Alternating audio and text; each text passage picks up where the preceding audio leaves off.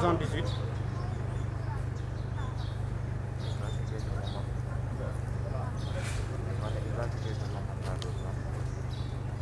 126 39 28 c'est-à-dire c'est bon. C'est bon, mën naa dem. mbokki Sénégal tey le mercredi 3 mars 2021 tey nag li nga xamante ne moo am Sénégal ñëpp xam nañ ko ki nga xamante ne moo di le président de PASTEF honorable député Ousmane Sonko dañ ko convoqué fële ca tribunal ci li ñu duppee affaire Ousmane Sonko Adji Sarr tey Ousmane Sonko war a wuyu ji ni ngeen ko gisee tey ñoo ngi fii ci buntu këram. ñun ñaa ngi wàcc ñi nga xamante ne ñoom ñooy garde rapproché am ñi ngi wàcc ñëpp teew nañu ñi nga xamante ne itam mooy ay jegeñaaleem ñi nga xam ne ñoo ko jege bu baax teew nañu ñu gis na itam moom Ousmane Sonko gannaaw bi mu defee déclaration bi mu def démb tey daal li mu bëgg rek mooy dem wuyu ju ñii nga xamante ne ñoom ñooy waa tribunal li nga xamante ne moo ci gën a fës mooy beaucoup de sérénité lañ seetlu tey ci suba gi sérénité boo xamante ne mi nga ànd ak dal goo xamante ne mi nga ànd ak xel mu dal moo xamante ne li ko wutu rek mooy leer la ne kat dossier bi nga xamante ne moom lañ teg sa kanam du dossier boo xamante ne mënees nañ cee dóor nit doomam maanaam dossier bu vide lañ fi gis ci kaw loolu bu ngeen gisee fii nga xamante ne ñoo ngi nekk ñoo ngi cité kër góor gi buntu kër ki nga xamante ne moo di président Ousmane Sonko li ñu seetlu rek mooy cité kër góor gi yëpp dañ ko barricadé par la présence des forces de l'ordre il y a une forte présence policière lan moo ko waral kenn xamul dem beeg dikk bi nam war a demee demul parce que gis nañu ne daal vraiment force de l'ordre yi ñu ngi wër bu baax a baax cité kër góor gi te moom Ousmane Sonko mi ngi dem war a wuyu ji fële nga xamante ne moo di tribunal loolu ñu seetlu la ñaareel bi nga xamante ne itam seetlu nañ ko ci suba gile mooy ndaw ñi ñoom ñëpp ku ci nekk mi ngi ànd ak dal fa mu nekk jàpp ne daal waa ji dinañ ko soutenir dinañ ko ànd ak moom xamal ko ne ñoom lii gis nañ li nekk ci dossier bi te xam nañ ne du dëgg du yoon jaay doole li googu xoqañal boobu duñu ko nangu loolu daal gis nañ ne ce matin mooy li nga xam ne moo am fii ci buntu kër Ousmane Sonko. Sénégalais, comme je l'ai dit tantôt, aujourd'hui nous sommes le mercredi 3 mars 2021, nous sommes ici devant la devanture de Ousmane Sonko, devant sa maison. Ce qui est constaté, c'est qu'il y a beaucoup de sérénité. Ce qui est constaté, c'est qu'il y a beaucoup de calme. Ce qui est constaté aujourd'hui, ce matin, c'est qu'il y a une confiance pondérée, une confiance en soi que dégage toute l'équipe qui est autour de Ousmane Sonko. Parmi ces équipes, il y a ses gardes rapprochés. Parmi ces équipes, il y a également ceux qui sont vraiment ses fidèles compagnons, qui ont toujours eu à l'accompagner depuis le début de la création de PASTEF à ce jour, c'est-à-dire depuis 6 ans maintenant. À ce jour donc, Ousmane Sonko est convoqué au tribunal régional de Dakar sur ce qui est convenu d'appeler l'affaire Ousmane Sonko Adji Sarr. Mais nous savons nettement que d'après les PV, d'après les témoignages, d'après ce que nous avons pour le moment, ce dossier est fondamentalement vide. Il n'y a absolument rien à reprocher à M. Ousmane Sonko. Ceci a été reconnu et connu par les Sénégalais. Donc, à ce jour, nous pouvons dire que ce qui est jadis appelé comme un complot tout au début de l'affaire est aujourd'hui confirmé par les faits, confirmé par les témoins, mais également confirmé par la conscience populaire qui a accepté de lire et de faire des recherches dessus et qui s'en est rendu compte finalement que nous sommes devant une affaire qui ne vaut absolument rien. Mais puisque nous sommes en politique et qu'au Sénégal, nous avons constaté depuis 2012 à ce jour qu'aucun homme politique de grande envergure n'a pu échapper aux mailles de la justice à travers des complots, à travers au moins des dossiers qui en réalité n'ont aucune charge contre les victimes, mais malheureusement, celles-ci finissent par être emprisonnées et perdent en définitive leurs droits civiques. Ousmane Sonko l'a dit hier, les intentions de ses adversaires, c'est qu'ils ne fassent pas partie de l'élection présidentielle de 2024. Est-ce qu'ils ont peur? Pourquoi ne veulent-ils pas qu'ils ne participent pas à ces élections? Ces interrogations ont poussé à certains de se demander réellement pourquoi. Vraiment, pourquoi Ousmane Sonko est si convaincu qu'il va gagner même les élections de 2024. Parce qu'aujourd'hui, ce qui est constaté, malheureusement, c'est que la peur est de l'autre camp. Donc, comme Sénégalais, nous avons dit, li nga xam ne moo gën a fës ci mbir mi daal mooy Ousmane Sonko moom depuis 2014 bi mu fi nekkee tey seetlu nañ mu am benn discours seetlu nañ mu am benn façon politique seetlu nañ moo xamante ne mi ngi symboliser benn espoir boo xamante ne ndaw ñi ñu ngi koy bàyyi xel bu baax a baax loolu bi mu amee ñëpp bàyyi ko xel loolu bi mu amee ñëpp di ko déglu loolu bi mu amee Sénégal ndaw ñi mag ñi ñëpp commencé koo bàyyi xel mu mel ni dafa tiital ñi nga xamante ne ñoon la war a jàkkaarlool boobu ba tey nag mayuñu ko jàmm dal nañ ci kawam attaqué nañ ko lu ne taqal nañ ko ba tey jii nag ñu koy jiiñ lu salté ni viol ci loo xamante ne taqeewu ci laalewu ci ndax li ko wane rek mooy dossier yi nga xamante ne gis nañ ko te journalistes yi def liggéey boo xamante ne am na solo lool. fi mu ne nii comme ni ma ko waxee nag li ñu wër fii cité Keur Gorgui yëpp li ñu wër ay takk der la ñoo ngi taxaw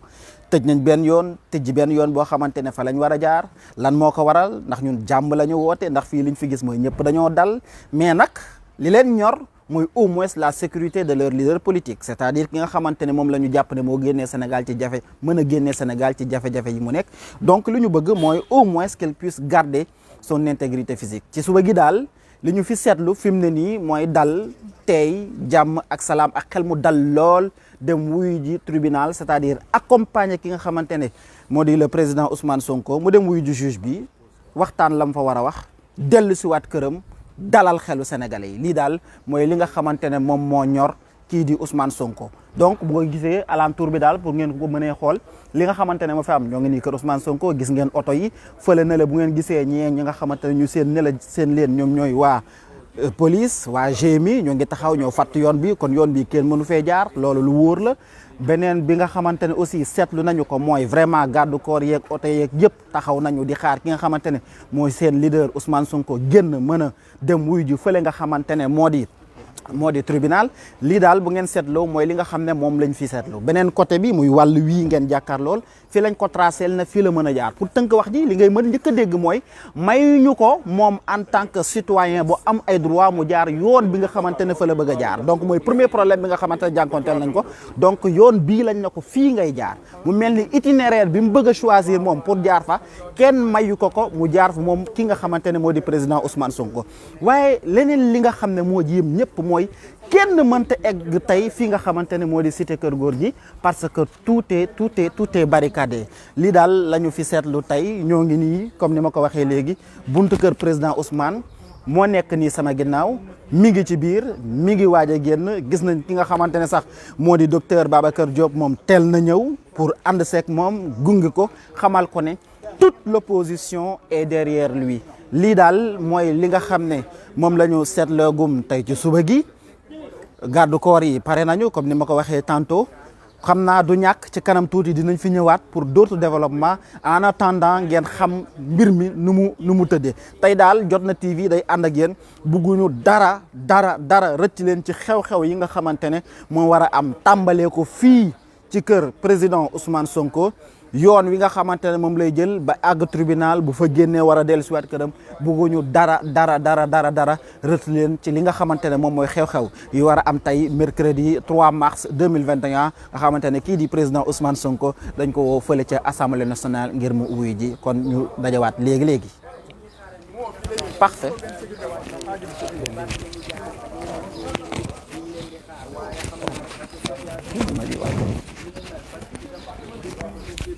Attention.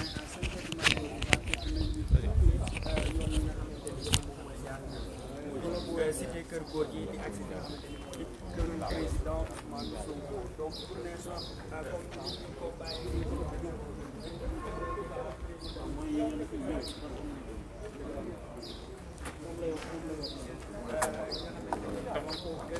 alors Dominique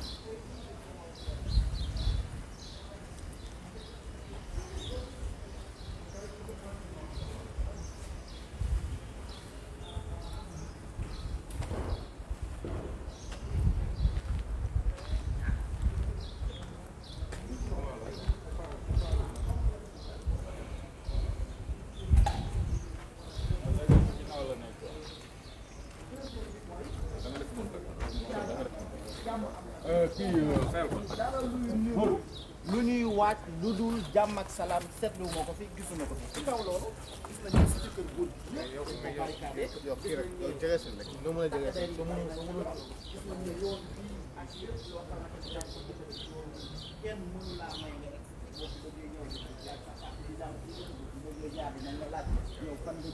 yooyu yëpp ñu gis ni c'est une atteinte aux libertés, atteinte aux droits, que l'on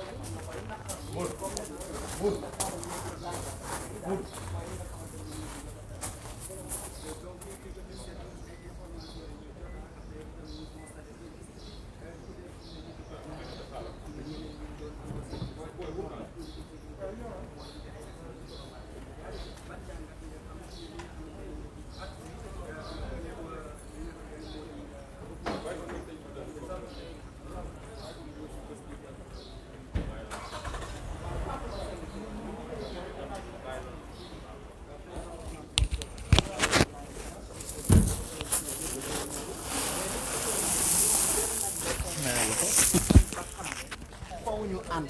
nekk benn daal di déggoo loolu daal mooy indi jàmm loolu mooy li nga xamante ne moo leen mën a may Sénégal au moins jàmm am fi parce que opposition bi dañoo war a ànd dañoo war a nekk benn ñoom ànd bi ñu war a ànd nekk benn bi nga xamante ne war nañ ko nekk benn xëy na mooy tax sax ñu mën a jaamaarloo ak ci wàllum politique nag laay waxee ñi nga xamante ne ñoom la ñu duppee majorité bi kon loolu du dëgg du yoon mooy li nga xamante ne maa ngi koy expliquer léegi gis nañ fi kii di docteur Babacar Diop dégg nañ ne am nañ yeneen leader yoo xamante ne ci opposition bi la ñu bokk bëgg nañu egsi mayuñ leen ñu egsi lan moo waral mayuñ leen ñu egsi est-ce que nekkul seen droit la ñu nekk effectivement parce que nous sommes des Sénégalais comme je l'ai dit tantôt nous avons le droit de nous déplacer dem fépp foo xamante ne yoon may nañu ko yoon mooy lan li ñu tëral nga xamante ne Sénégalais bi am na droit dem ak ñëw tey droit wu dem ak ñëw boobu noonu diggante bii nga xamante ne moo di cité kër góor gi est-ce que Sénégalais bi am na ko lan moo waral ñu xañ ko droit boobu donc loolu question la boo xamante ne mën nañ ko poser xëy na ñi nga xamante ne ñoo ngi yëngu ci wàllum yoon ak ci wàllu droit de l'homme mën nañ cee gëstu seetlu gisal seen bopp ne fi mu ne nii lu ñu commencé seetlu depuis le début de cette affaire jusqu'à aujourd'hui mooy une atteinte des libertés individuelles une atteinte des droits civiques loolu nag buñ ko gisee cim réew rawatina réewum Sénégal dañuy interroger wu parce que il faudrait que ñu rappeler ne depuis 1960 et même bien avant li ñu njëkkoon seetlu mooy fii jàmm ak salaam li ñu njëkkoon seetlu mooy fii jàmm ak salaam rek lañ fi mës a gis c'est-à-dire quelles que soient les circonstances et quelles que soient les difficultés nit ñi dañoo mës di dem di ñëw nit ñi dañoo mës di wax seen xalaat nit ñi dañoo mës di wax li nga xamante ne moom la ñu bëgg ñu seetlu malheureusement dernièrement wax sa xalaat sax ci réew mi dafa niru délit parce que boo nekkee ci télévision yi dañ lay indil yenn problème yi te loolu du dëgg du yoon lii daal lañ ne woon dinañ leen ko xamal mooy li fi amagum gannaaw ñuy waajal kii nga xamante ne moo di président Ousmane Sonko génn moom président Ousmane Sonko sax moo nekk nii gis ngeen ko mu ngi nii di génn ngir waaj ngir wuyu ji fee nga xamante ne moo di tribunal moom président Ousmane Sonko gis ngeen ko noo sol lu weex tàll tey di reetaan wax dëgg neex yàlla xel mi dal moom Ousmane Sonko kon moom mi ngi nii di wuyu ji fa la nga xamante ne moo di tribunal moom président Ousmane Sonko en forme yëkkati na loxoom wax dëgg neex yàlla dalal xel sénégalais yi mi ngi noonu kon mi ngi nii di du waaj a dugg ci otom moom président Ousmane Sonko di wuyu ji fa la nga xamante ne moo di tribunal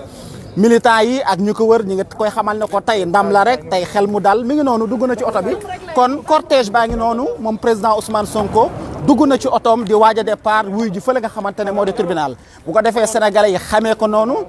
Ousmane Sonko dugg na ci otoom nii ànd ak ñi nga xamante ne ñoom ñooy sa garde rapproché boobu tey jii nii ñi ngi ci wetam moom président Ousmane Sonko dugg na ci oto bi départagul nag waaye du ñàkk sax mu mën a départ léegi waaye li ñu seetlu mooy fii même sax bu ñu amoon ay militants yoo xamante ne bëgg nañ ko accompagner ci jàmm ak salaam tey jii nii kenn mayu leen ko li tax kenn mayu leen ko mooy yoon bi yëpp wax dëgg neex yàlla dañ ko barricade kon mayuñ ko yoon oto baa ngi noonu ngeen gis moom président Ousmane Sonko mi ngi waaj a départ force de l'ordre yi ñu nga ne la ca gannaaw suñu kanam itam di ngeen ko gis ay takk der ña nga fa fii ñu toog nii ñi nga xamante ñoom ñooy ay garde rapproché am ñoo ngi fi donc li ñu seetlu rek mooy fi mu ne nii dal li ñu seetlu mooy koo xamante ne wax dëgg neex yàlla reetaan xel mu dal jàmm ak salaam moom la génnee fii nga xamante ne mooy këram sol benn yëre bu weex nag bu ko nit solee am na lu muy firi mooy xel mu dal am na lu muy firi mooy jàmm ak salaam am na lu muy firi mooy man daal ci lii ma nekk nii dara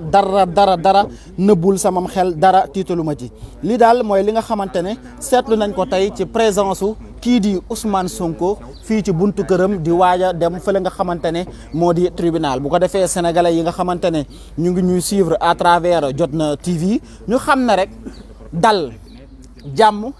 ak salaam dem wuy ji déglu juge bi ak ay avocat am wax la mu xalaat wax la mbir ma demee parce que encore faudrait-il le rappeler ce dossier est fondamentalement vide par les PV vide par les témoignages vide aussi par l'évolution de l'affaire donc ci wàllu woowu boo ko ci xoolee bu baax a baax li ngay njëkk a gis rek mooy fi mu ne nii daal xel mu dal la sénégalais yi am te xel mu dal moomu sax moo waral jeunes yi ndaw ñi ñëpp daal di ne rek ñoom duñu nangu yenn yi am ci réew mi parce que loolu teguwul ci dëgg loolu teguwul ci yoon lii daal mooy li nga xamante ne mën nañ koo waxagum en attendant ñu bàyyi leen ngeen vivre en instantané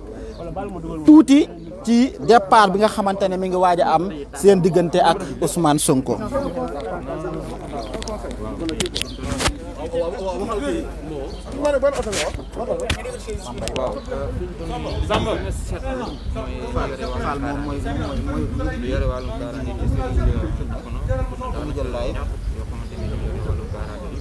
waaye tamit bu ko pour militant exécutif nekk loo xamante ni lu yomb lay doon ndaxte li ñuy wax barricade di seen xeetu bañ yooyu ñuy teg. bon defe naa est-ce que parce que defe naa dañuy jëlee signal doon teg waaye dañ ko yokk bi la yoon ndaxte pour nga expliquer jafe-jafe dëgg la bu loolu weesoo aussi pour Ousmane Sonko.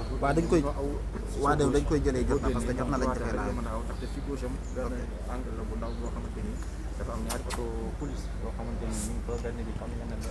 beneen bi seen oto yu bële yooyu la tamit am ay alkaati yoo xamante ni ay policiers nga fa taxaw ci lim boo xamante ni takku la waaye tamit ñu ngi ne daal ñoom it taxaw di seetaan waaye daal jàppal laajal ñoom daal taxi moo nekk nii organisé dem bi ak ay protocole bi jamono ji comme moom la ko waxee sànq ci biir wotoom moom Ousmane Sonko di waaj a départ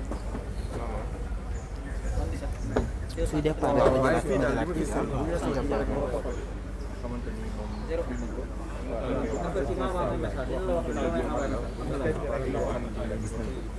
xawaay ma sama numéro Abdoulaye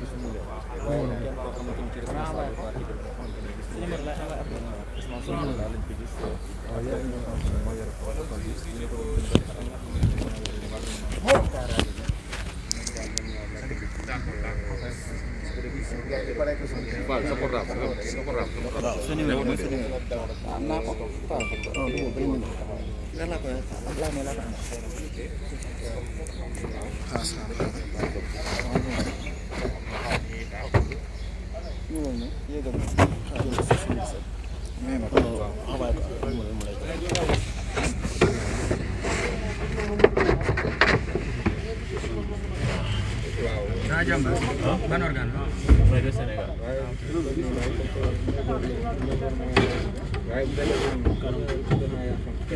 Cool.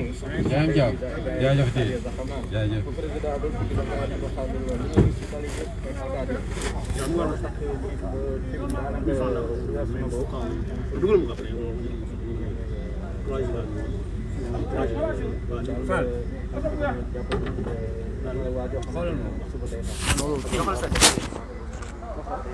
Minuteur.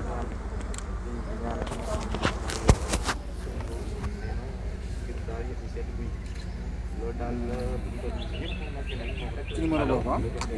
Grand Babacar yaa ngi fan RTS 61 48 77. léegi xoolal damay ànd ak convoi bi ba tribunal law léegi après ma kiyee foofu après naa la woo nga jël si ma foofu. waaw waaw ok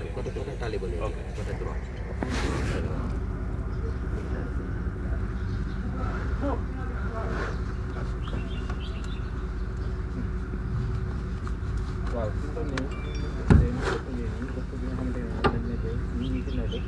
léeg-léeg nga gis koo xamante ni dañu génn dox soxla dem ci koo xamante ni dañu romb xam nga tamit ay xale yoo xamante ni romb nañ la pensé wala si fànn jaaj même parce que këram ci boppam am na ñaari xale boo xamante ni xale bu xale bu suuf xale yu ndaw yoo xamante ni sax génn nañu leen kër gi yóbbu leen ñu dem jaaj tamit gisaat naa ko ñu taxaat ñëwaat ak dellusiwaat biir kër gi waaye xale yi daal ba ñu génnee nañ leen doon liggéey ko tam-tamal moom jàpp nañ ne ci njaboot gi la ñu war a bokk noonu daal lañ fi demee ñi nga xam te ni ñu dox seen liggéey am ko war koo mën a dox tamit suñu toll nii tey ku génn mën nga koo dox ndaxte amul lenn loo xamante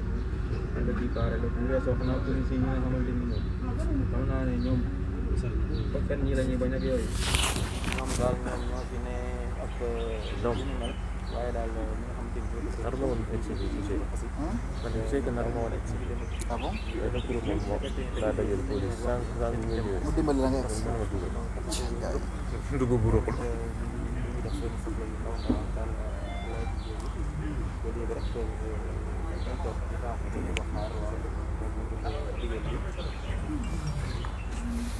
ana ba waaw parce que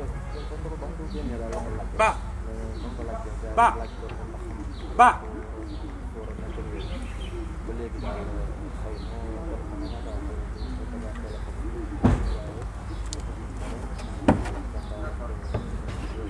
mais yow demoo dañu bëggaat zoom bi de doo jox sa def wala kenn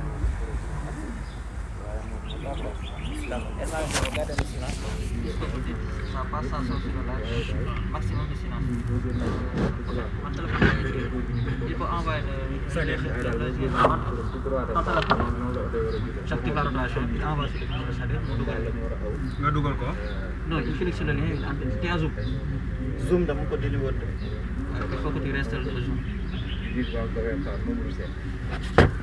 installes le zoom, tout ça quoi. Et il envoie le lien automatiquement. Je reste dessus.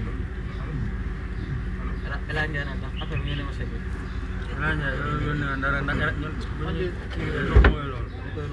non Pape Sidi moo bëgg a duggaat quoi. Attends, je reste là. Wala nga abou ki téléphone bi nga installé fii. waaw boy Sonko jëlal affaire bi boy. yaa ngi zoom ah. non installé ko zoom. Active ta rotation d'abord. xaaral ma woon driver. Toujours sur le flash, active ta rotation, tu prends ça comme ça, on ferme le HT. Demain, je lâche ça. Alors là, excuse-moi.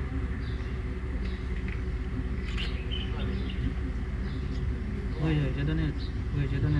des conseils par rapport à ça. Alors.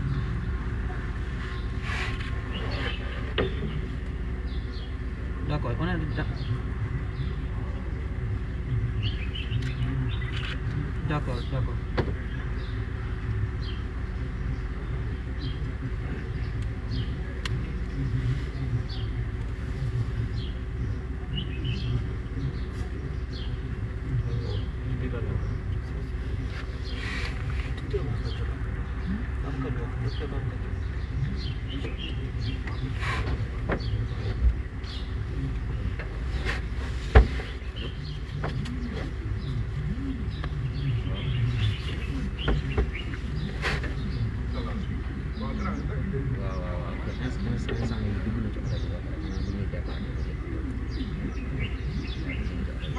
Allô.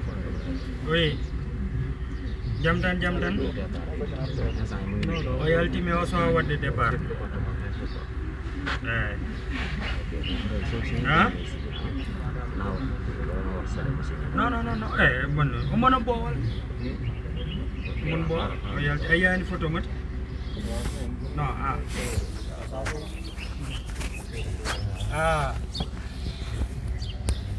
signal ndo do ko.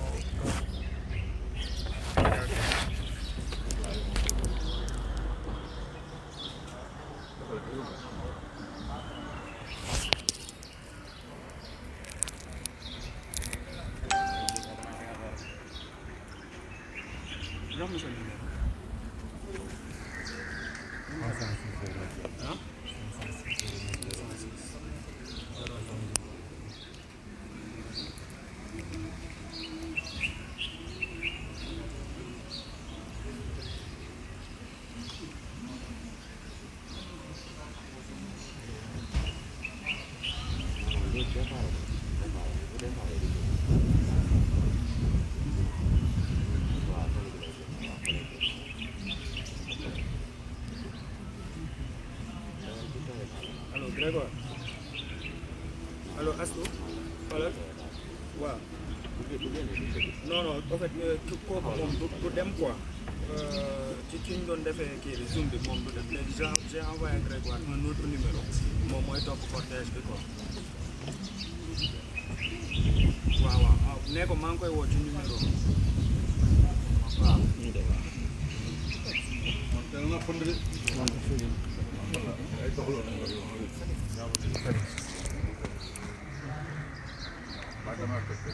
non waxoo toj ko. sama dàll yi teel naa ji. waxuma la nga jël sama dàll yi.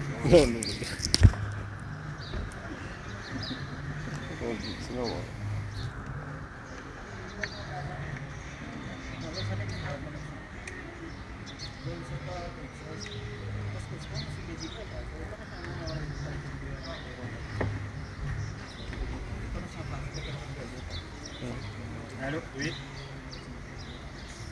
Waaw baa ma dugg baa ma woon. Ok.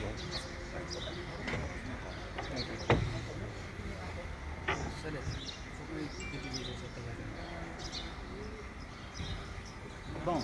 Boy bi moo demoon quoi kii moo demoon. dugg na Zoom wala? Oui, allô, mi ngi dugg. Waaw d'accord.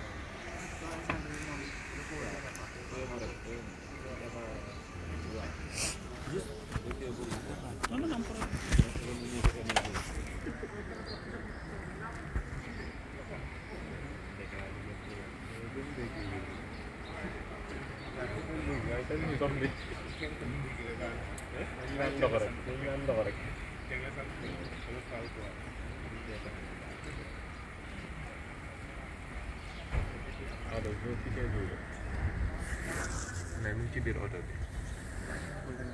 génn na ci kër gi quoi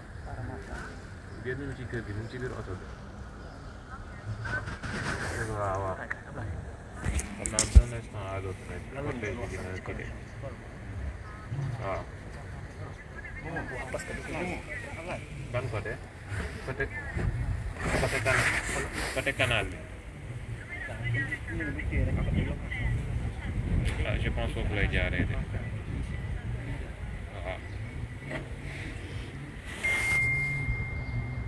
C'est bon, zoom bien.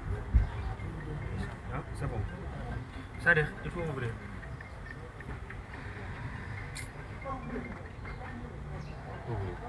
Non, damay leen yombalal sax ko defee noonu.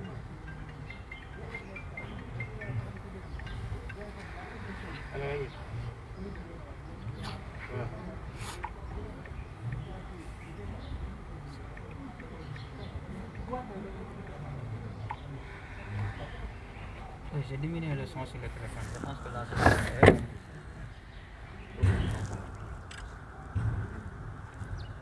ban live, je pense que je ne peux pas le faire. mais après journaliste bi suñu saa fii nii ça va être compliqué journaliste bi suñu compliqué. Connexion am na connexion ci oto bi ñu koy taal ko. waaye yaakaar naa fàtte.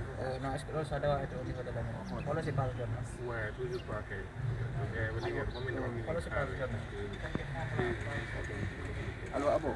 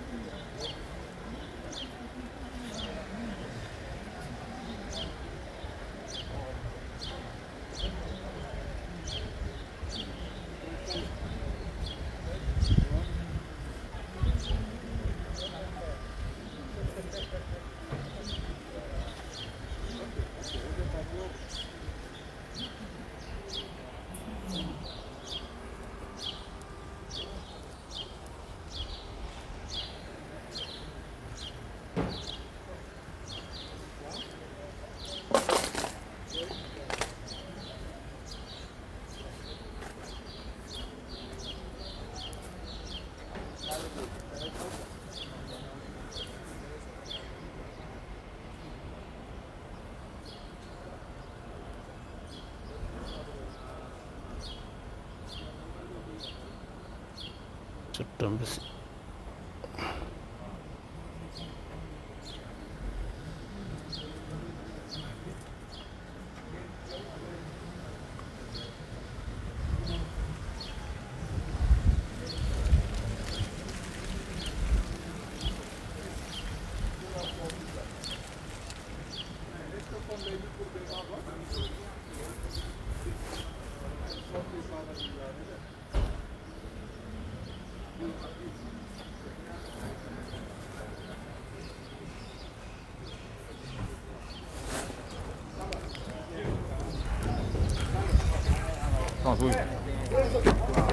Telepon tadi siapa? Jo. Allo Jo. Oui, oui, man. Jo.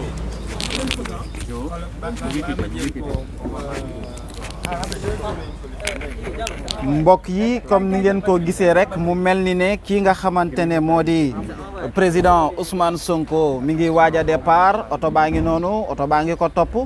moom président Ousmane Sonko ñi nga xamante ne itam ñoom ñooy ay garde corps am ay jegeñaaleem aussi ñu ngi ci cortège bi oto baa ngi nii di départ jëm fële nga xamante ne moo di tribunal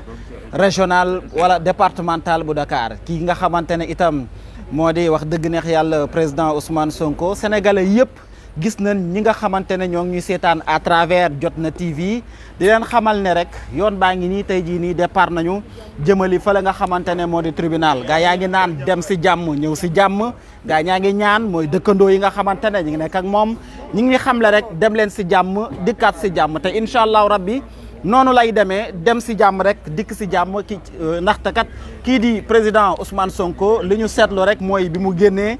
jàmm ak salaam la génnee bu ngeen seetloo yoon wi itam di ngeen seen takk der yi nga xamante ne ñu ngi jalonné ci yoon bi yëpp parce que cité Kër Gorgui il faut le rappeler encore une fois de plus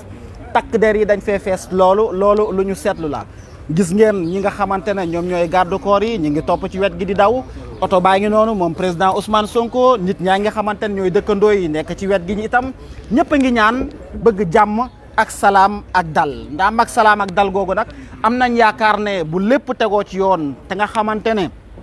sénégalais yi moom la ñu bëgg am nañ yaakaar ne ko mënees na koo am ci wax dëgg neex yàlla jàmm ak salaam ñëw nañ ci angle bi nga xamante ne fi la ñu war a génnee dafa mel ni dañu ñoo tëye parce que ñii nga xamante ne ñoom ñooy takk der yi dañoo fatt benn yoon bi donc yoon yi nga xamante ne bëgg nañ faa jaar sax dafa mel ni daal du demee ak suñu sago dafa mel ni yoon wi nga xamante ne moom lañ tracé ñun fa lañ bëgg ñun ñu jaar mais dafa mel ni yoon wi nga xamante ne ñun fa lañ bëgg a jaar dafa mel ni jaarale wuñ ñu fa parce que zone côté bii nga gis mooy côté gauche bi dafa mel ni dañ ko tëj côté bi nga xamante ne moom la ñu tijji mooy côté droite bi kon bu ngeen déggee mbir mi rek mooy kii nga xamante ne moo di président Ousmane Sonko mayuñ ko ba tey mu jaar fi nga xamante ne fa la bëgg a jaar gis ngeen takk der yi gis ngeen leen ñoom ñoo ngi communiquer di discuter dafa mel ni daal di wane ne mi ngi romb mi ngi jaar yoon sàngam wala jaarul yoon sàngam lii est-ce que moo méngoo ak li nga xamante ne moom mooy droit individuel lii est-ce que moo méngoo ak li nga xamante ne moom mooy droit civique lii est-ce que moom moo méngoo ak li nga xamante ne mooy droit naturel doomu aadama mën a jaar fi mu bëgg ci jàmm ak salaam bu dee inculpé wuñ ko ci dara lii la ñu seetlu ci yoon bi yoon wuñ ñu tracé daal lañ ñu bëgg a imposer waaye nag alhamdulilah rabil alamin sénégalais yi ci yoon wi ñu ci bëri ñoo ngi jàkkaarloo ñoom ñoo ngi ñuy tàllal loxo di ñaanal ki nga xamante ne moo di président Ousmane Sonko ngir mu dem ak jàmm dikk ak jàmm. Nous rappelons encore une fois de plus puisque c'est important nit yaa xayti xanaa bu ñu la woowee ngay wuyu ji ak koo mënti doon ngay citoyen war ngaa mën a jaar yoon wi nga bëgg waaye dafa mel ni président Ousmane Sonko kenn mayu ko loolu ndaxte yoon wii nga xamante ne moom la ñuy jaar encore une fois de plus c'est la voie tracée c'est l'itinéraire imposé par les forces de l'ordre et quand on parle de forces de l'ordre cela voudrait dire tout simplement que dañ leen a jox ay ordre et que ordre yooyu moom mooy déterminer yoon wi nga xamante ne moom la ñu bëgg président Ousmane Sonko jaar oto bi sax taxaw na parce que tout simplement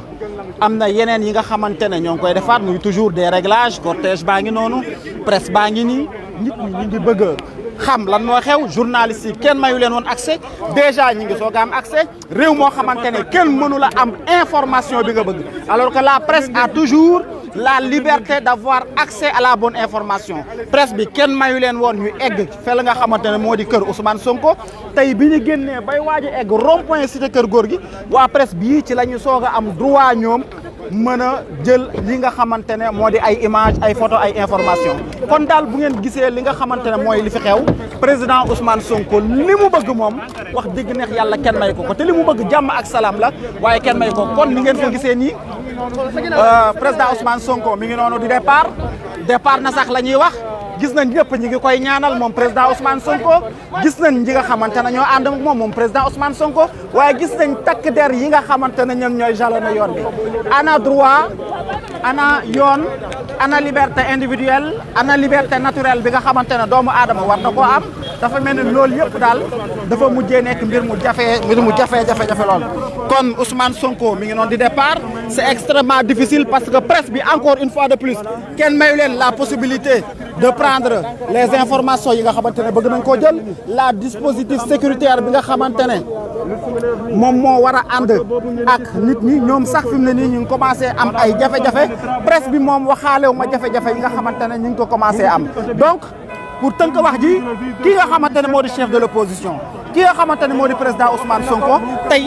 mi ngi nii di dem tribunal waaye dafa mel ne dañ ko commencé xokañal waaye lii mënula téye li nga xam ne mooy peuple sénégalais parce que peuple sénégalais li mu bëgg mooy réew moo xamante ne jàmm ak salaam réew moo xamante ne nit ki dina mën a exprimer ses libertés tey nag li ñu seetlu mooy Ousmane Sonko on ne lui donne pas la possibilité d'exprimer sa liberté d'aller et de venir en passant par les voies qui lui sont propres par les voies qu'il veut donc gis nañ ne loolu mooy problème bi nga xamante ne am nañ ko donc bu ñu mënee continuer waat ci wax ji ba tey jii nii ñoo ngi fii nga xamante ne en ce moment moo di rond-point cité kër góor gi fi la ñu toll mais encore une fois de plus xool leen sama côté droite di nga gis ne takk der yi ba tey fépp ñi nga fa rek ngir bañ a may Ousmane Sonko bu jaar yoon woo xamante ne moom moo ko gënal waaye dañ koo imposer yoon boo xamante ne foofu lay jaar encore une fois de plus ça c'est quelle démocratie ça c'est quel état de droit ça c'est quel pays où la citoyenneté est en rigueur nous nous posons toujours cette question xamuñu ban dëkk la lii daal mooy li nga xamante ne wax dëgg neex yàlla seetlu nañ ko mooy lu naqarlu waaye nit ñi lii téyewu leen parce que ñi nga xamante ne am nañu accès pour le moment ñu ngi exprimer seen solidarité ñu ngi exprimer seen soutien parce que il faut le rappeler Sénégalais yi la relation qui les lie à Ousmane Sonko nekkatul une relation entre Ousmane Sonko tout simplement ak ñoom non pour eux Ousmane Sonko représente un projet pour eux Ousmane Sonko représente le projet de construction ou de reconstruction d'un Sénégal nouveau pour eux Ousmane Sonko représente en réalité tout un espoir pour eux Ousmane Sonko représente l'avenir du Sénégal et cet avenir-là pour les Sénégalais ne devrait pas être éteint parce que cet avenir-là pour les Sénégalais constitue la phare qui devrait éclairer l'intelligentsia sénégalaise qui devrait éclairer pour que le Sénégal puisse emprunter les voies du développement ci wàllu woowu moo waral Sénégalais yi ñoom ñëpp ñu génn tey jii nii bëgg a accompagner kii di Ousmane Sonko bëgg a défendre le projet Ousmane Sonko bëgg nekkat kii Ousmane Sonko projet bii nga xamante ne tey am nañ ko yaakaar nga xamante ne il en est le porte-étendard nga xamante ne il en est l'incarnation tey jii nii duñu nangu mukk projet boobu ñu fay tey jii li nga xam ne mooy duñu nangu mukk projet boobu ñu yàq ko tey jii duñu nangu mukk projet boobu nga xamante ne kii di Ousmane Sonko mi ngi koy représenté duñu nangu projet boobu yàq kon bu ngeen gisee même la presse elle est là. Elle peine à avoir les informations qu'elle voudrait avoir elle peine à donner toutes les informations yi nga xamante ne soxla nañ ko waaye li ñu seetlu daal vraiment mooy président Ousmane Sonko la sérénité qu'il dégage président Ousmane Sonko calme bi nga xamante ne mi ngi koy dégager président Ousmane Sonko jàmm ji nga xamante ne mi ngi koy dégager président Ousmane Sonko jàmm ji nga xamante ne mi ngi koy dégager ak calme bi muy dégager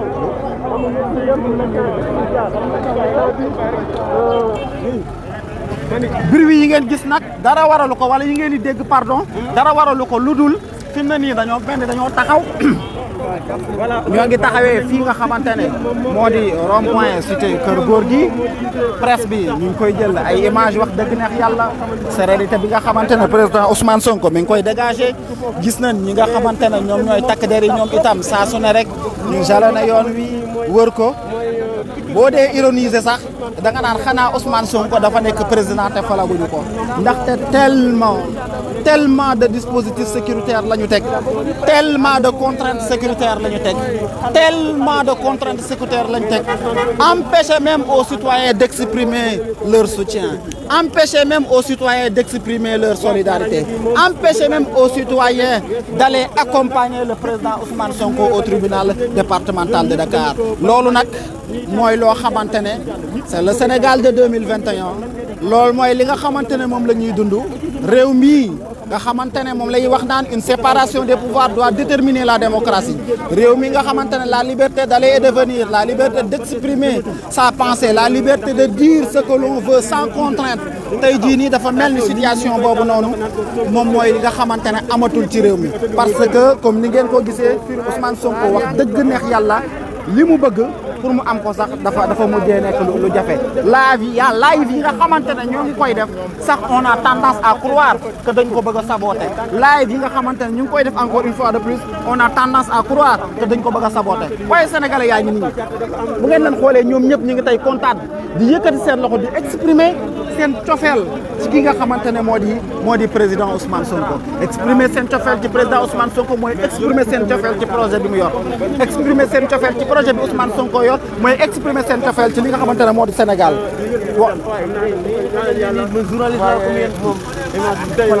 fan lay taxaw kon man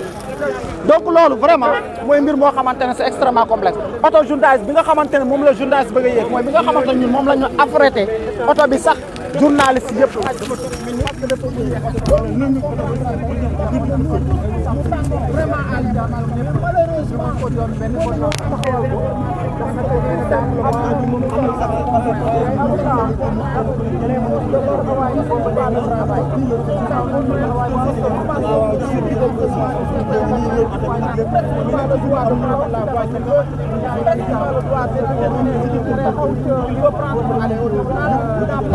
le droit de se déplacer comme il le voudrait wàllu woowu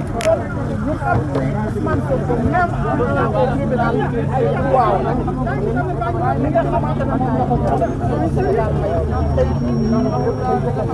xañ bi mooy lan mooy may ko mu jaar ci mu a jaar xañ bi mooy lan mooy may ko mu jaar waaye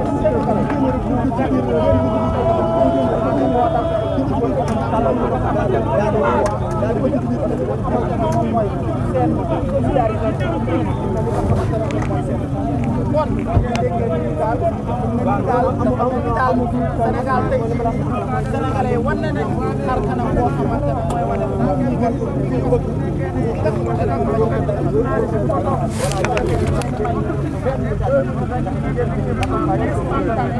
sans commentaire, en posant une idée de comment ça se passe en ce moment ici à la cité Keur Gorgui, plus précisément au rond-point cité Keur Gorgui, moom président Ousmane Sonko war a wuyu ci bële nga xamante ne mooy président waaye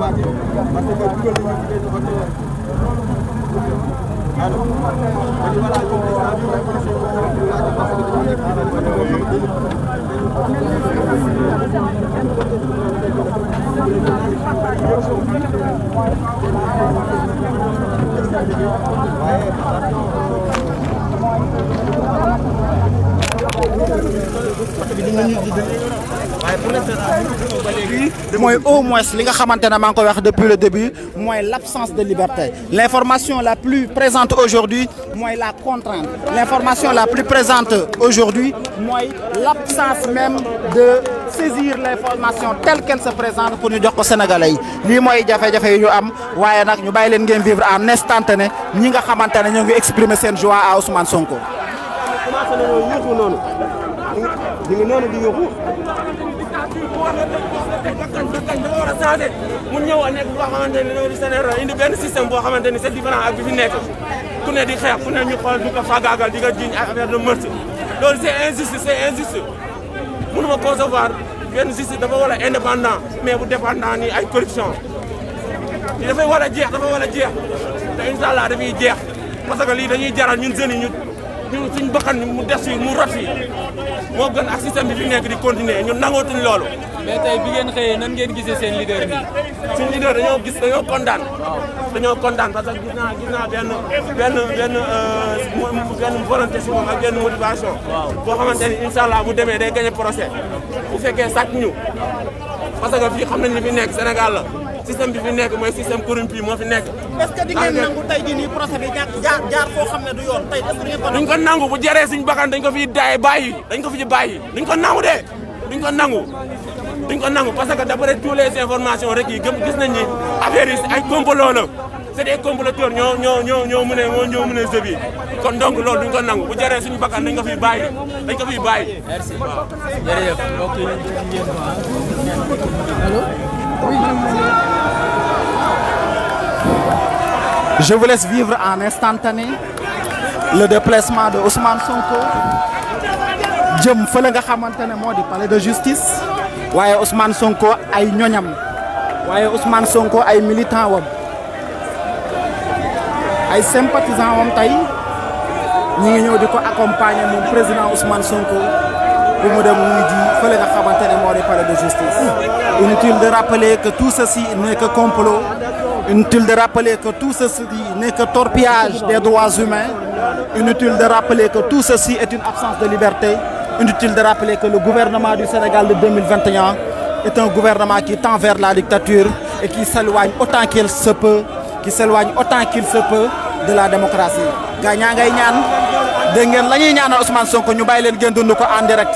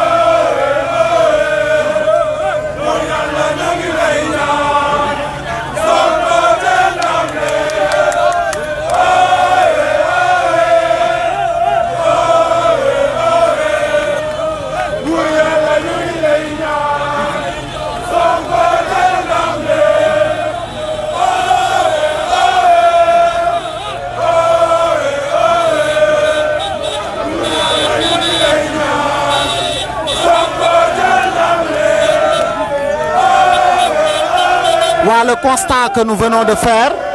mooy gis nañ ñi nga xamante ne ñoom ñooy waa police ñi nga xamante ne ñoom ñooy force de l'ordre yi ñëw di dakk ñi nga xamante ne ñoo ngi exprimer seen joie di exprimer seen soutien à Ousmane Sonko. kon ngeen gis ne ba tey bu ñu sañoon tey ndaw ñiy génn ànd ak Ousmane Sonko duñu ànd ak ñoom waaye dafa mel ni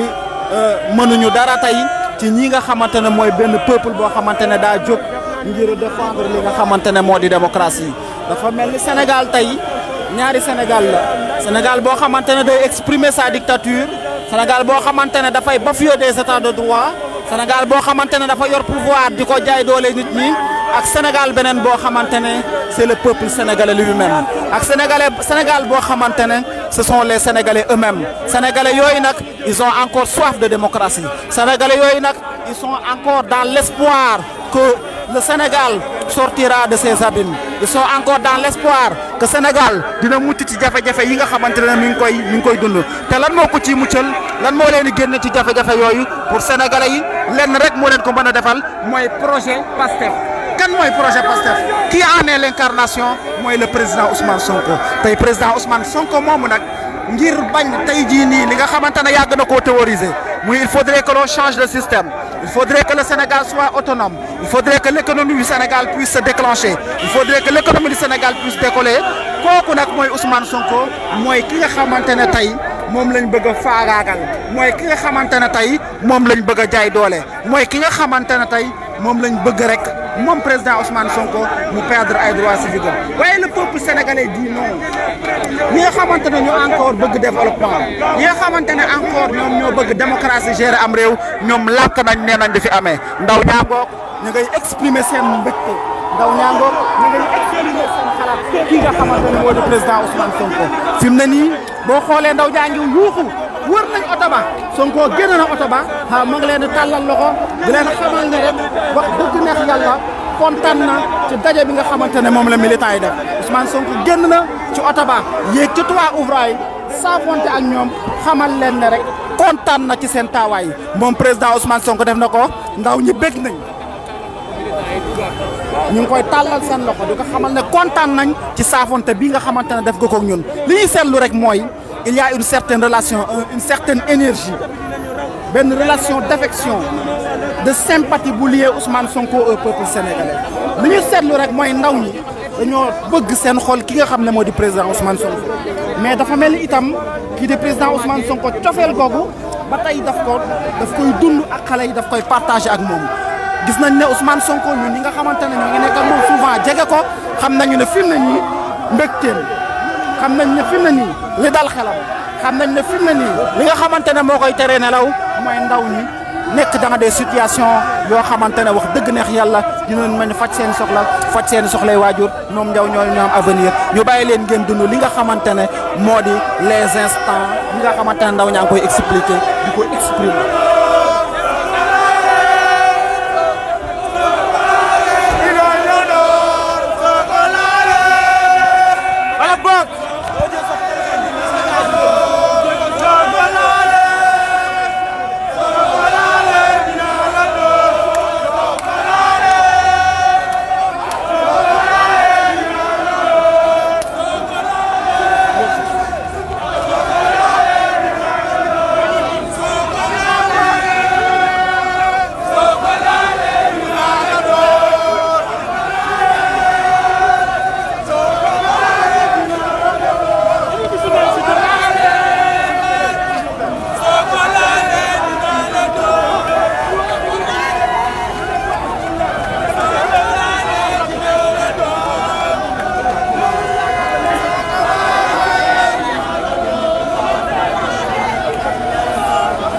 sëñ bi yow naka nga tudd. man maa ngi tudd Abdoulaye. waaw Abdoulaye tey gis nañ la fi mu ne nii yaa ngi ñëw ànd ak ki nga xamante ne moo di président Ousmane Sonko mu war a wuyu ji lan moo waral tey sa taxawaay. waaw di wane sunu mbégte rek di wane sunu mbégte ndax lii def ñu metti billaay wallaay taalaay Sonko day jàng meetu daanu ndawal sunu borom kenn mënu koo fànq yàlla rek moo fi ne. nag moom waaw ndaw ñaa ngi wane ba tey rek seen mbégte gis ngeen ñi ñaa ngi gën di bari ñi ñaa ngi gën di génn ñi ñaa ngi gën di bari di gën di génn ki nga xamante ne moo di président Ousmane Sonko daal dafa mel ni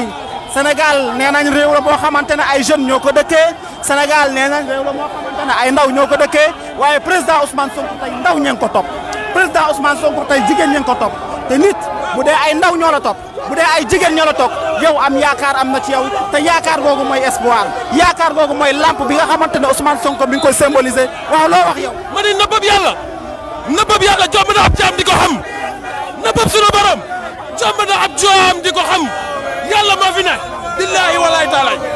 ok jërëjëf ma nga noonu kon gis ngeen ko Sonko waa ñoo ko gisandoo daal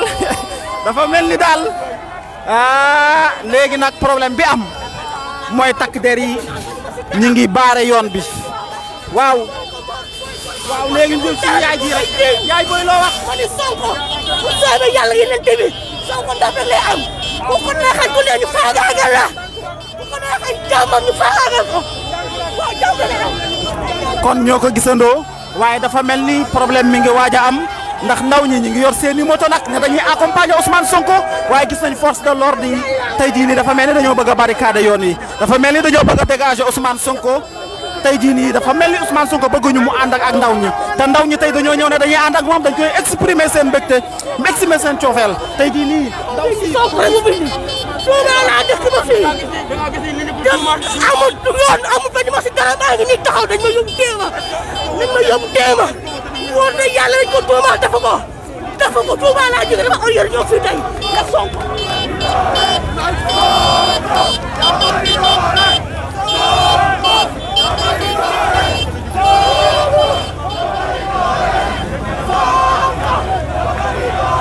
waaw ku gis wax dëgg neex yàlla ndaw soosu li mu wax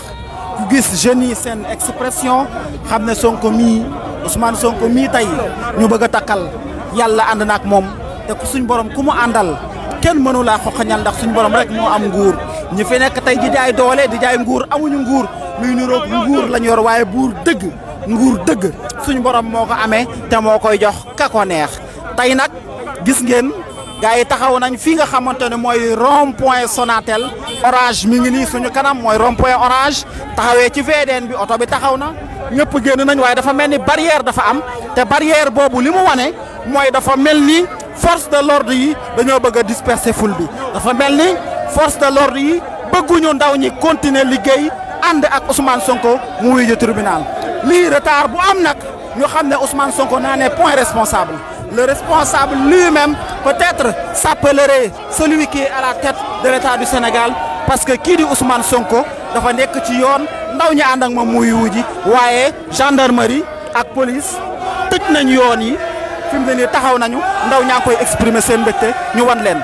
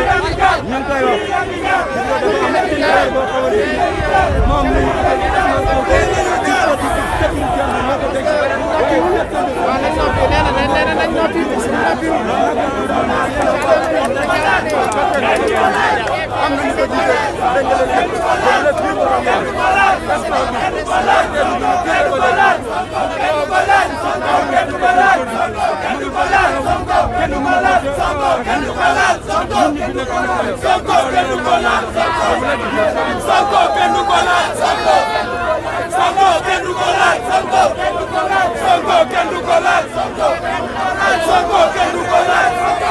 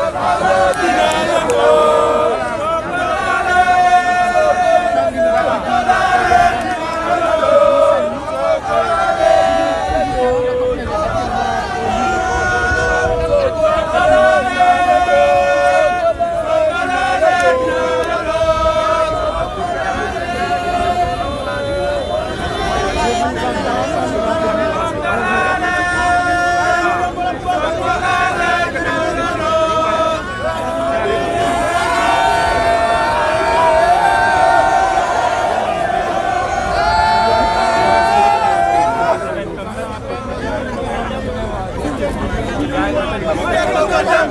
gunge ko nga ñibbi waat gunge ko nga dem gunge ko mu ñibbi waat gunge ko mu dem gunge ko mu ñibbi waat gunge ko mu dem gunge ko mu ñibbi waat gunge ko mu dem gunge ko mu ñibbi waat gunge ko mu dem gunge ko mu ñibbi waat gunge ko mu dem gunge ko mu ñibbi waat gunge ko mu dem gunge ko mu ñibbi waat gunge ko mu dem gunge ko mu ñibbi waat gunge ko mu dem gunge ko mu ñibbi waat gunge ko mu dem gunge ko mu ñibbi waat gunge ko mu dem gunge ko mu ñibbi waat gunge ko mu dem gunge ko mu ñibbi waat gunge ko mu dem gunge ko mu ñibbi waat gunge ko mu dem gunge ko mu ñibbi waat gunge ko mu dem gunge ko mu ñibbi waat gunge ko mu ñibbi waat gunge ko mu dem gunge ko mu ñibbi waat gunge ko mu dem gunge ko mu ñibbi waat gunge ko mu dem gunge ko mu ñibbi waat gunge ko mu dem gunge ko mu ñibbi waat gunge ko mu dem gunge ko mu ñibbi waat gunge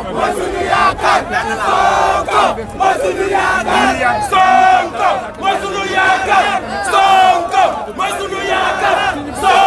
gunge ko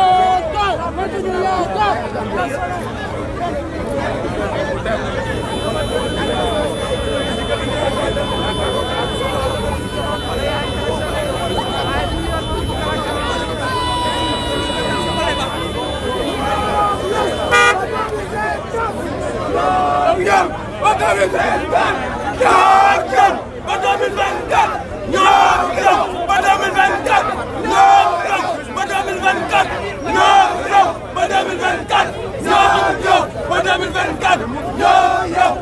waaw dafa mel ni rek bu ngeen seetloo li nga xamante ne mooy li fi am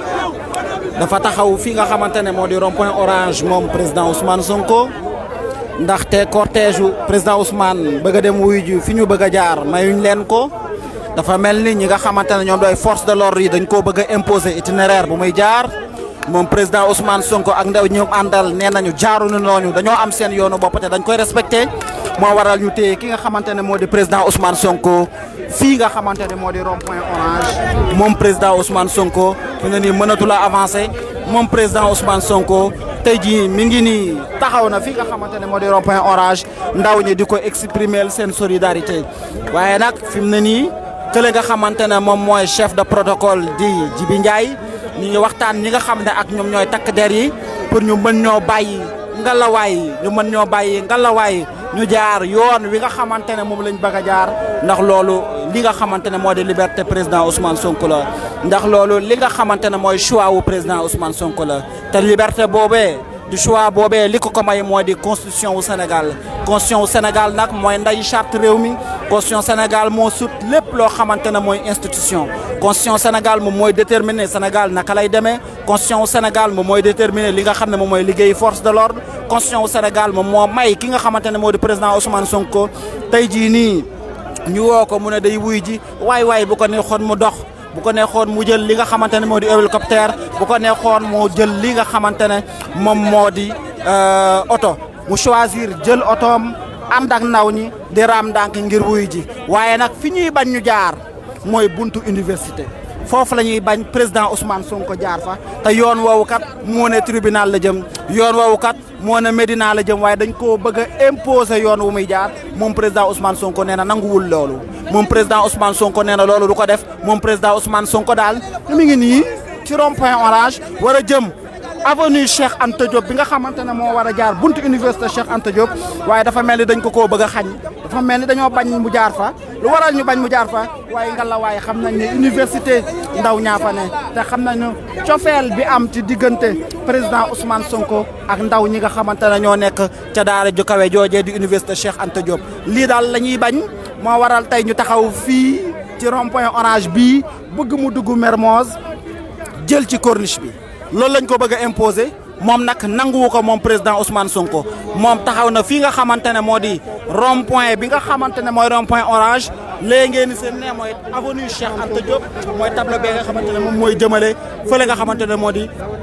université Cheikh Anta Diop université Cheikh Anta Diop ñan ñoo fa nekk xanaa ndaw ñi nga xamante ne ñoo bëgg Ousmane Sonko université Cheikh Anta Diop ñan ñoo fa nekk muy étudiants yi nga xamante ne xam nañ lan mooy avenir xam nañ lan mooy projet xam nañ lan mooy am ëllëgu réew ndax ñoo ngi koy jàng ñoom ñoo ñee dañoo jël seen xol jël seen cofeel jël seen yaakaar daan ne dañuy ànd ak président Ousmane Sonko moom nag tey jii nii li nga xamante ne mooy instruction yu ñu imposé Sénégalais yi imposé ko Ousmane Sonko en bafouant ses droits mooy bu mu jaar buntu université loolu moom ci fan la tegu te buntu université yoon la bu jëm tribunal waaye bu dee nit ki moom jógeegul sax këram wala boog ba mu jógee këram bëgg a dem dañ koo bëgg a xañ yoon wi mu bëgg a jaar moom président Ousmane Sonko déjà ses droits sont bafoués déjà sa liberté de choisir les voies sont bafouées tey jii nii ngir bëgg jàmm ak salaam il vient d'obtempérer il vient d'accepter est-ce que sax acceptation la est-ce que nekkul ne daa amatul choix parce que gis nañ ne kat réew mi jaay doole moo fi am fi mu bëgg a jaar fexe nañ ba ne du fa jaar fi mu bëgg a jaar fexe nañ ba ne du fi jaar waaye Ousmane Sonko jël na yoonu Mermoz mi ngi jël Mermoz ngir wuy ji fële nga xamante moo di tribunal waaye ba tey li ñu seetlu rek mooy ndaw ñi ñu ngi xam leen dañu ànd ak président Ousmane Sonko gis ngeen ce bain de foule là ñu joxoon leen un franc ce bain de foule là kenn joxu leen t-shirt ce bain de foule là kenn joxu leen xaalis ce bain de foule là kenn corrompre leen mais seen cofeel ak seen yaakaar moo guidé seen détermination ak seen volonté tey ñu ne kat ñoom ñu ngi ànd ak ki nga xam ne moo di président Ousmane Sonko kon ñooñu ñu ngi dem jël yoonu Mermoz suñu itinéraire changé nañu ko imposé nañu itinéraire waaye ndaxte kat ndaw ñi moom nee nañu Ousmane Sonko fu mu mën a nekk dinañ ànd ak moom te dinañ ko accompagner lii daal seet nañu ko ñu bàyyi leen ngeen dund ambiance bi.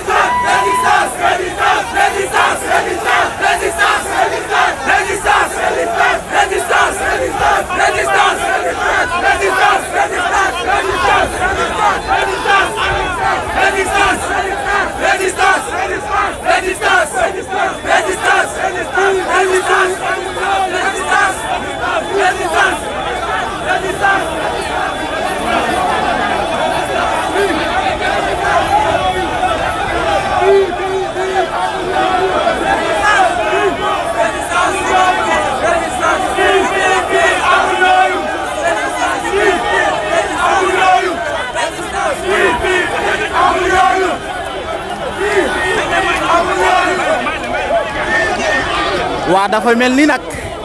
expression bii ñu gis ndaw ñi nga xamante ne ñoo ngi wane seen cofeel ndaw ñi nga xamante ne ñoo ngi waral seen yëg-yëg lii moo tiital ñi nga xamante ne ñoom ñooy waa nguur gi lii la waa nguur gi mënta respecté ndaxte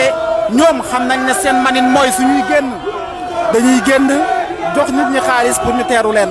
waaye Ousmane Sonko naturellement la ko ndaw ñi di teeru Ousmane Sonko naturellement la ko ndaw ñi di exprimer li nga xamante ne mooy seen cofeel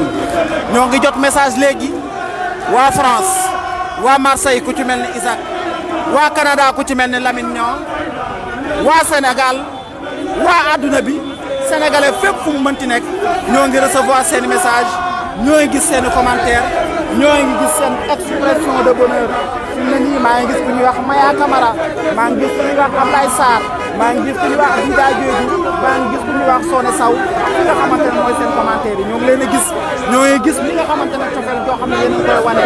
fii nga xamante ne moom mooy yoon wi nga xam ne moom la Ousmane jëm tey di wuyu ji fële nga xam ne moo di tribunal parce que li ñu seetlu ci Sénégal mooy képp koo xamante ne rek ci kujjee gi nga bokk nga am genn kàttan googee dinañ fexe jaay doole tëj la Ousmane Sonko tey ndaw ñi nee kii du ñooñu de Ousmane Sonko duñu nangu li ngeen ñu bëgg a imposer ci moom Ousmane Sonko duñu nangu doole ji nga xamante ne yéen a ko bëgg a jaay doole parce que nag en réalité la force ne revient qu'au peuple force reste à la loi dit-on c'est le peuple qui symbolise la loi et ce peuple-là qui symbolise la loi ce peuple-là qui incarne la loi ce peuple-là qui donne à la loi la force qu'il lui faut c'est ce peuple-là qui aujourd'hui dit niet c'est ce peuple-là qui aujourd'hui dit non.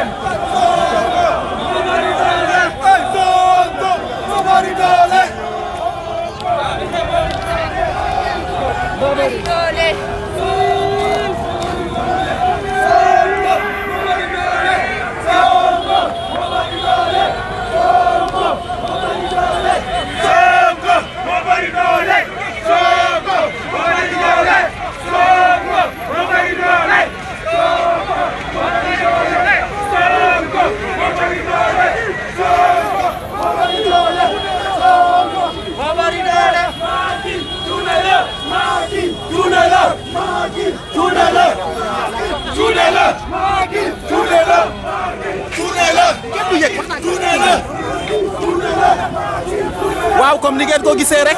ñoo ngi nii topp ci oto bi ànd ak ki nga xamante ne moo di président Ousmane Sonko xanaa rek di seetaan xool xar kanamu ki nga xam ne moo di président Ousmane Sonko mi ngi nii ci oto bi malheureusement kenn mënu la gis bu baax a baax waaye daal li ñu mën a seetlu mooy jàmm ak salaam rek mooy nga moom Ousmane Sonko di incarné ndaw ñaa ngi tey jii nii ñoo ngi seen biir ñoo ngi ànd ak ki nga xam ne moo di président Ousmane Sonko ñoo ngi nii tey jii nii maire Moz taxaw nañu parce que oto bi mënu la dem parce que ndaw ñi dañoo fees tell ci yoon bi nee nañu daal ànd ak moom dal ndànk dem ndànk ba mu wuyu ji dem ñëwaat ndaw ñi nee nañ dil bi setul dil bi setul dil bi setul dil bi setul dil bi setul dil bi setul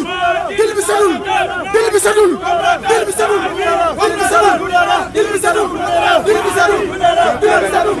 dil bi setul dil bi setul dil bi setul du dara du dara du dara du dara le traître Macky Sall le traître dil bi setul dil bi setul dil bi setul dil bi setul dil bi setul dilan setul ay pexem du àgg barki alxuraan ay pexem du mooy kii doomu askan wi la doomu Sénégal la Sonko moo lu ko dara dil bi setul est-ce que di ngeen nangu ñu téye ko tey ko ci àdduna du wa des dañ ñibbi këram soobee yàlla ci kattanu yàlla loolu duñ ko nangu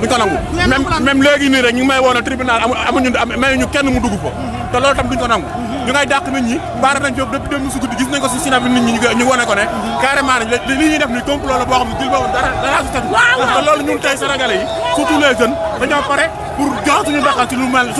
mel noonu ñun tey ñu nag Sonko fépp fu mu dugg ñu dugg fa Macky Sall bu ñu ko neexee na tabaxaat ak ay yeneen prison dañoo pare tey pour joxe suñu bakkan barki Serigne Saliou Mbacké billahi wallahi wa taala dañoo pare bu jox suñu bakkan waaye yaay booy yow ñu xam ne yow man dayoo boo dee tey lan moo la fi indi man de affaire Ousmane Sonko doo ma fi indi suñu président bu ñaawul bii mi ngi dem si jàmm ñëw si jàmm jéem jën bi tooy xef ñu koy xaar këram day dem ñëw añ si lii xamee du diil la du dëgg nit wax lu ko ndeyam bootee fexee ko da ngay sonn rek da ngay sonn wala Serigne Touba Mbacké ñun Sonko la ñu am moom mooy suñu yaakaar doom yi ëllëg ñun dañuy dem waa suñu doom yi Macky Sall moo le grand comploteur kon yow tey sa doom moo tax ngay xeex sama doom moo tax may xeex sama doom moo tax may xeex man sama wàllu man jeex na waaye nag sama doom lay xeexal Sonko mooy yaakaar doom yi ëllëg yëpp ay dil la waaye dil bi toj na waaye nag yàlla gëmul nelawul jël ci ko Serigne Touba kon bokk ñoo ko gisandoo gis ngeen rek li nga xamante ne tey moo am fii nga xamante ne moo di Mermoz ndaw ñaa ngi ànd ak kii di président Ousmane Sonko ñu ngi koy exprimer seen cofeel président Ousmane Sonko daal dafa mel ni tey buñ naan koo xamante ne mooy président wu ndaw ñi te Sénégal ay ndaw a fi ne. c'est-à-dire mais Abo sa teewaay lu ko waral. kontaan rek. kontaan gis naa tey jeunesse bi. ñëpp génn nañ ñëpp lépp day wane ne. jeunesse bi yëpp ànd na ak président Ousmane Sonko. en tout cas ñun ñu ngi si ginnaawam te duñ nangu Macky Sall sacrifié ko Macky Sall na bàyyi Sonko ndaw ñi moom lañ yaakaar ñun ñoo ngi ci ginnaaw Sonko. waaw ñoo ko gisandoo dégg ngeen ngaañi li ñu xamle rek mooy duñu ko nangu waay xanaa lii kenn mësu ko gis ci Sénégal c'est pour une première fois ñu gis koo xamante ne ku toll ni Ousmane Sonko tey ñu bëgg koo jaay doole ndaw ñi génn daan ne duñu ko nangu lan moo waral ndaw ñi génn nag foog ñu expliquer ko Sénégalais yi parce que souvent am na benn argument bu ñuy dégg il faudrait que force reste à la loi nous sommes dans un état de droit waa loi muy yoon ak droit muy yoon kan moo koy jox ku koy joxe peuple sénégalais bee koy joxe kan mooy peuple sénégalais c'est la jeunesse et c'est cette jeunesse là qui dit que ñoom ñi nga xamante ne ñoom ñooy joxe loi la force doit rester à la loi et ils sont les représentants des lois parce que c'est eux c'est à travers leur nom que se déterminent les lois que les lois sont légiférées donc ñoom ndaw ñi nee nañu duñu nangu mukk benn yoon kii di président Ousmane Sonko ñu jaay ko doole parce que si force doit rester à la loi ñoom ñooy loi ñoom ñooy état de droit te ñoom jóg nañu nee nañu duñu nangu mukk jaay doole di am ci réew mi nee nañu duñu nangu mukk kii di président Ousmane Sonko ñu jël ko rek def ko ni nga xamante ne noonu la ñu def ñeneen ñi fi nekkoon tey duñu ko nangu d'autant parce que tout simplement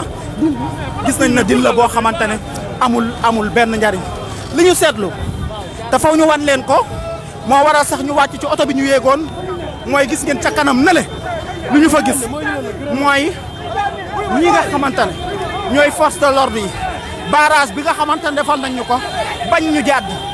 ñu jaar yoon wi nga xamante ne bëgg nañ ko Ousmane Sonko mënul jaar fi nga xamante ne fa la bëgg Ousmane Sonko mënul dem fi nga xamante ne fa la bëgg a dem Ousmane Sonko mënul jaar yoon wi mu choisiral boppam lii ban état de droit la lii ban démocratie la lii ban liberté la lii mooy dictature lii mooy jaay doole lii mooy jaay kattan te lii kenn mënu koo nangu ci réew mi sama kanam nele ñoo ko gisandoo ñi nga xam ne ñooy takk der yi baare nañ yoon woowu Ousmane Sonko yoon wu mu bëgg a jël ne fa lay jaar ñu baare ko dagg nañ yoon yu ñu bëggoon jaar bu université mu nangu dugg biir Mermoz tey jii nii dagg nañ yoon wi jaarale ko feneen li ci mën a seetlu rek mooy dafa mel ni provocation bi dafa commencé bari lool te bu dara amee ñu ne moom moo ko waral fekk na yàlla xam na ne ñoom ñoo ko provoqué parce que koo xam ne da ngaa jóg ne da ngay wuy ji ndaw ñu génnal seen bopp de leur propre choix ne dañ lay accompagner parce que yow yaay seen yaakaar yaay lampe bi nga xamante ne yaay leeral seen ëllëg ñoom loolu la ñu am ci yow tey jii nii nga génn ne da ngay wuy ji parce que woo nañ la donte dil la parce que yow gëm nga ne ndaw ñi dinañu ànd ak yow ndaw ñi ànd ak yow nga bëgg a jaar yoon wi nga xamante ne fa nga bëgg a jaar pour wuy ji ñu naan la fii ngay jaar doo jaar fii doo aw nii ngay aw waay bii jaay doole kenn mësu koo gis waay bii dictature kenn mësu koo gis waay bii état kenn mësu koo gis Sénégal daal dafa mel ni le Sénégal de 2021 et représente en réalité le Sénégal de la période coloniale dafa mel ci situation boobu lañ nekk muy loo xamante ne lu ñu naqaru la xanaa rek ñu wan leen delluwaat ànd ak cortège bi jegewaat ki nga xam ne moo di président Ousmane Sonko xool ndaw ñi duñ koy wanee seen cofeel xool ndaw ni nuñ koy wanee ne duñu nangu yenn jaay doole yi.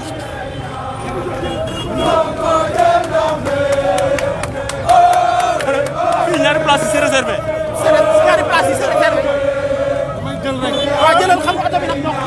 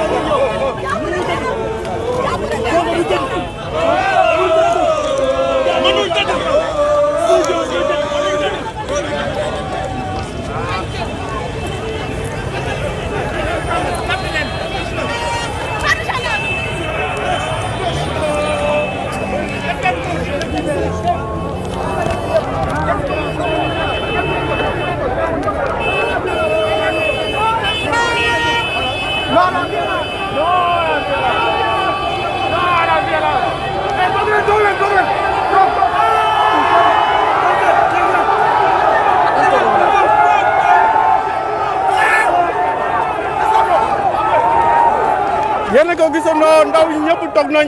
nee nañ non à la violence ñoom ñëwuñu pour violence ñoom ñëpp toog nañ face aux gendarmes.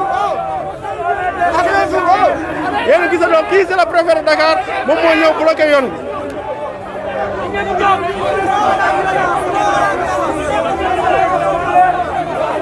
ndaw yëpp toog nañ ndaw yi toog nañ nee nañ duñ fi jóge non à la violence.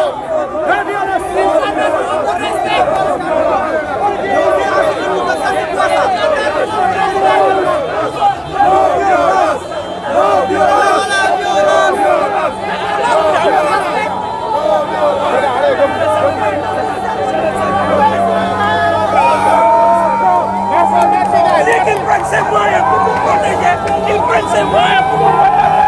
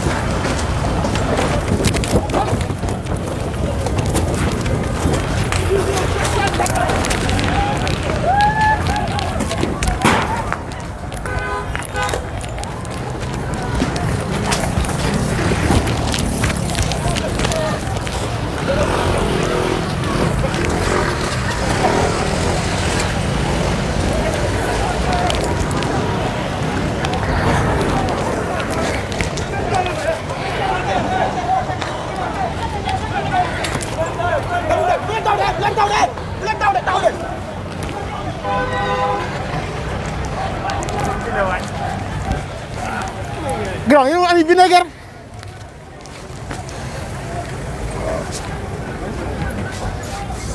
Force de l'ordre gis ngeen sànni nañ lacrymogène tas nañ fii daf nañ fi ay blessé yéen a ko gisandoo yéen a ko gisandoo sinon en paix la force de l'ordre tas manifestation bi yéen a ko gisandoo voici les images force de l'ordre sànni nañ ay lacrymogène ci kaw cortège président Ousmane Sonko le cortège du président Ousmane Sonko est attaqué le cortège est attaqué le cortège du président est attaqué yéen a ko déggandoo le cortège du président est attaqué.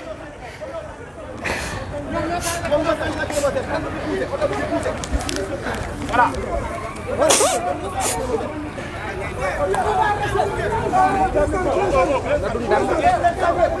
Grand, gis nañ vinaigre yu bëri.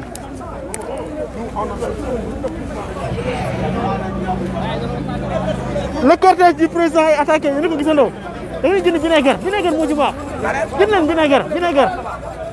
ngeen jëndi le cortège du président est attaqué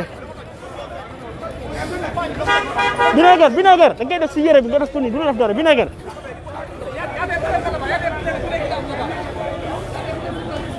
yéen a ko gisandoo le cortège du président est attaqué par la gendarmerie a attaqué le cortège du président Ousmane Sonko.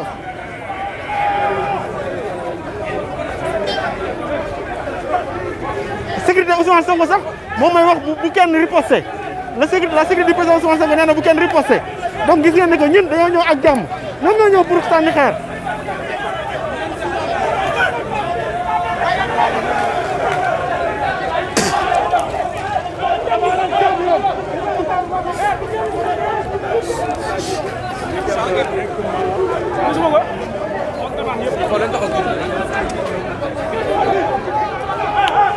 vinaigre ngeen jënd vinaigre moo si baax mais bu la ko def seen bët seen bakkan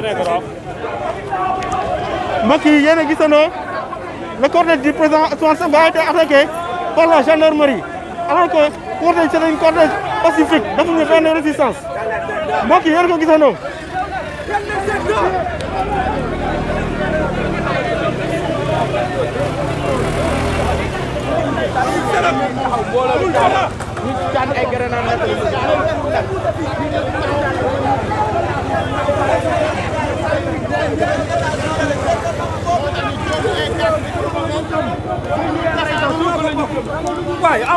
non. Sénégal ñun ñoo ko bokk Sénégal bi jaral nañu dee kay leen mbokk yi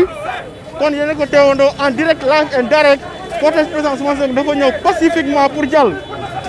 gendarmerie bloqué yoon bi jeunes yi taxaw toog si suuf gendarmerie dóor ay lacrymogène te y a même des blessés si suuf bi kon yéen a gisal ne que c'est la gendarmerie qui a attaqué le cortège du président Ousmane Sonko c'est une honte gisal leen ko en face jeunes yaa ngi ni ñëwaat nañ pour wane seen détermination amuñu lenn ñu ragal les jeunes sont revenus.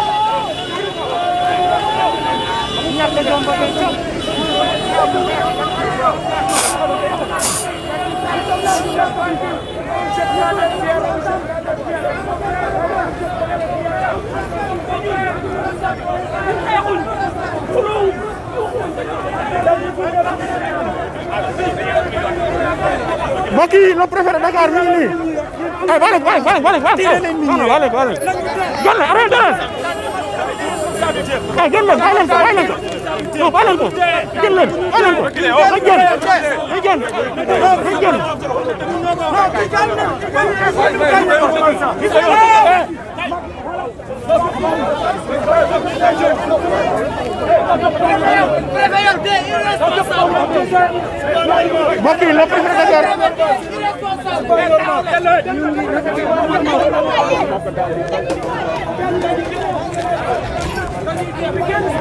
le préfet de Dakar gis ngeen ko ñëw na ànd ak le préfet de protocole du président Ousmane Sonko pour ñu dem wax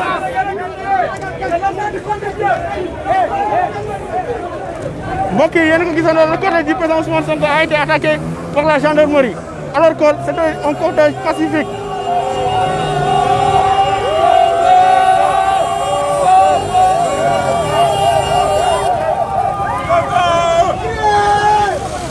gars yi ñu jël ay vinaigre.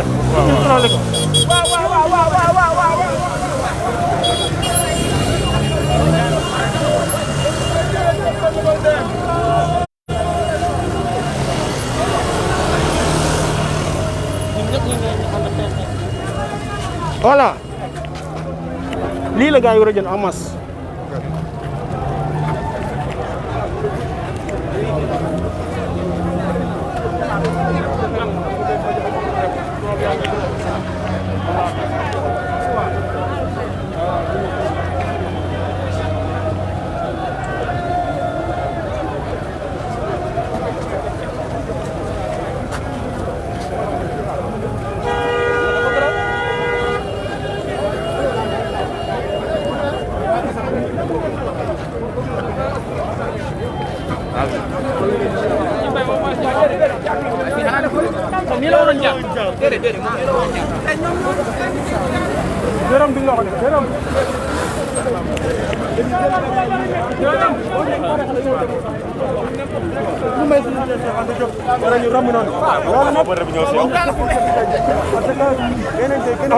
bu ñu taalee dama dem bu fële après mu retourné ñëwaat.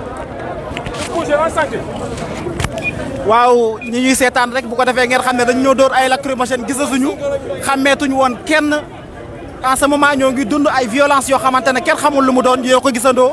loolu moo waral man ak sama ki nga xamante ne moo di sama caméraman bi di jël live bi ñu réeroo woon waaye ñoo ngi nii jàkkaarloo ak ñi nga xamante ne ñooy takk der yi ndaw ñi ñu ngi nii jàkkaarloo ak ñoom takk der yi bëgg ñoo imposer yoon wu ñuy jaar mais ndaw ñi nee nañu loolu ñoom duñu ko nangu ndaw ñi nee nañ ñoom loolu duñu ko nangu ndaw ñi nee nañ ñoom loolu duñu ko nangu fi mu ne nii dañ ñoo bëgg a imposer fu ñuy jaar maanaam li ñuy éviter rek mooy fexe ba Ousmane Sonko bañ a jaar lépp loo xamante ne xaw na jege université ngallaawaay lii kenn mësu koo gis ngallaawaay kenn mësu la gis nit koo xamante ne dañ laa convoqué képp ñu ne la nii ngay jaar ñu ne la doo fa jaar jaay la doole sànni la lacrymogène gaañ say ñoñ tey lii la Ousmane Sonko di subir. tey lii mooy li nga xamante ne moom la Ousmane Sonko di subir ñoo ko gisandoo police mi ngi door ay lacrymogène police mi ngi gaañ ndaw ñi police mi ngi leen di jaay doole lii yëpp nag sous le magistère de Macky Sall lii yëpp nag ci pouvoiru Macky Sall lii yëpp ci pouvoiru Macky Sall ma d'ailleurs ana organisation internationale yi ana organisation yi nga xamante ne ñoo ngi wax ci wàllum ana organisation internationale yi ana organisation yi nga xamante ne ñoo ngi wax ci wàllu droits humains ana loo tey jii nii seetlu nañ ko ñoo ngi sànni ay lacrymogène may laajte rek ana organisation yi nga xamante ne tey jii nii ñoom ñooy wax ci wàllu droits humains ana organisation yi nga xamante ne tey jii nii li leen ñor nee nañ yéeyaay mooy nit ñi am jàmm tey li ñu seetlu mooy fii jàmm amu fi te jàmm gi léegi ñu ko xañ mooy Ousmane Sonko mu bëgg a dem wuy ji képp ñu koy jaay doole jàmm gi li ñu ko xañ mooy Ousmane Sonko tey jii nii gis ngeen lacrymogène yi nga xamante ne ñu ngi ñu koy dóor wax dëgg neex yàlla lii doy na waar trop te mooy li fi am moo tax may laajte rek ana organisation yi nga xam ne solo li ci lakk turki bi vinaigre yéen ko gisee ne la gendarmerie état no mbooloo bi dafa pacifique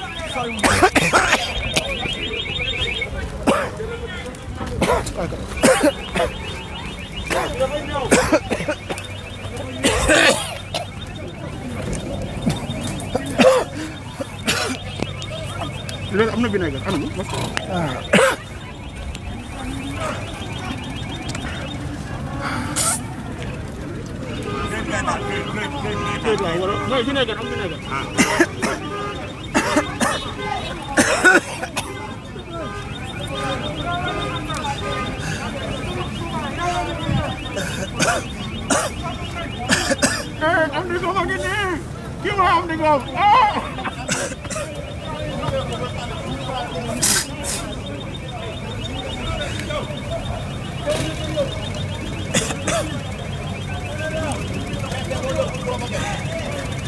mbokk yi dégg ngeen Dakar ma provoqué la foule ça va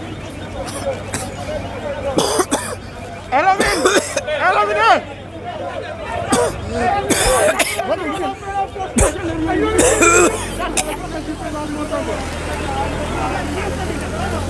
gendarmerie mi ngi avancé